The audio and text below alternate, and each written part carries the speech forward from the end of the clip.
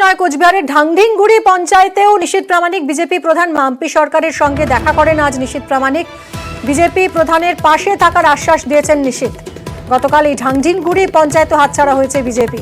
3 জন পঞ্চায়েত সদস্য তারা তৃণমূলে যোগ দিয়েছেন, ফলে হাতছাড়া হয় পঞ্চায়েত। আর এই ঢাংঢিংগুড়ির পর বড় রাংরস পঞ্চায়েতেও যান নিশীথ প্রামাণিক। বিজেপির দখলে থাকা বড় রাংরস পঞ্চায়েতে যান তিনি। বড় রাংরসে বিজেপি প্রধানের সঙ্গে দেখা করেন তিনি। বিজেপির পঞ্চায়েত সদস্যদের হুমকি দেওয়ার অভিযোগ, তৃণমূলের বিরুদ্ধে হুমকির অভিযোগ বিজেপির। যদিও হুমকির অভিযোগ অস্বীকার করেছে তৃণমূল। কথা বলবো শুভঙ্করের সঙ্গে। শুভঙ্কর, আজ নিশীথ প্রামাণিক লোকসভা ভোটে হারের পর তার একেবারে গড়ে দেখা যাচ্ছে যে বিজেপি ছন্নছাড়া, একের পর এক পঞ্চায়েত দখলে চলে আসছে তৃণমূলের। আজ নিশীথ প্রামাণিক গেলেন, 2 জন পঞ্চায়েত প্রধানের সঙ্গে দেখা করলেন, কি কথা হলো? দেখো, লোকসভা নির্বাচনে ফল বেরোনোর পর থেকে একের পর এক গ্রাম পঞ্চায়েত দখল করে চলছে তৃণমূল। পাশাপাশি বিজেপি নেতৃত্বের তরফে অভিযোগ করা হচ্ছে বিজেপির দখলে থাকা গ্রাম পঞ্চায়েতগুলোতে হুমকি দিচ্ছে তৃণমূল, প্রধানদের এরপর এই ঢাংঢিংগুড়ি গ্রাম পঞ্চায়েতের 3 পঞ্চায়েত সদস্য গতকাল তৃণমূলে যোগ দিয়েছিল, যার ফলে গ্রাম পঞ্চায়েতটি তৃণমূলের দখলে চলে যায়। তবে গ্রাম পঞ্চায়েতের প্রধান মাম্পি সরকার, উনি এখন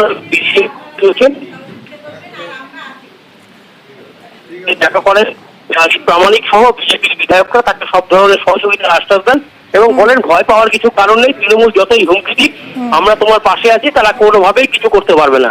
ঢাংঢিংগুড়ি গ্রাম পঞ্চায়েতের পর বিজেপির দখলে। ধন্যবাদ।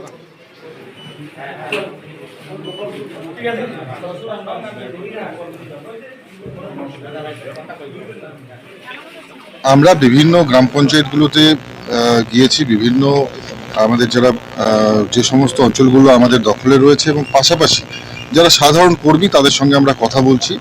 একটা সন্ত্রাসের বাতাবরণ তৈরি করবার চেষ্টা তৃণমূল কংগ্রেস করেছিল, কিন্তু আমাদের কর্মীরা রুখে দাঁড়িয়েছে। যেখানে যেখানে আমাদের কর্মীরা নিপীড়িত নির্যাতিত হচ্ছে আমরা সেখানে যাচ্ছি। বিভিন্ন বিজেপি পরিচালিত গ্রাম পঞ্চায়েতে তালা ঝুলিয়ে দেওয়া হচ্ছে, কোথাও পঞ্চায়েত সদস্যদের দলে ঢোকানো হচ্ছে। এই ধরনের কোনো ঘটনা ঘটলে আমরা বলেছি আমাদের কর্মীদের আমাদের খবর দিতে। আমরা নিজেরা সেখানে গিয়ে প্রশাসনকে সঙ্গে নিয়ে সেই তালা খুলে তাদেরকে বসবার ব্যবস্থা করে দেব। হঠাৎ করে মনে হয়েছে যে কর্মীদের পাশে থাকা দরকার। 5 বছর তিনি কর্মীদের পাশে ছিলেন না। কিছু কিছু সময় শেষের টানবাজি পলিটিক্স নাটক করতে আসতেন। তাদের নিজেদের মধ্যে রাজনৈতিক লড়াই চলছে। শুভেন্দু অধিকারী, সুকান্ত মজুমদার, দিলীপ ঘোষ, নিশীথ প্রামাণিকরা, সবার মধ্যে একটা দ্বন্দ্ব যে কার এলাকা কে দখলে রাখবে। 1 দিন 2 দিন ঘুরে আবার তাকে আর খুঁজে পাওয়া যাবে না।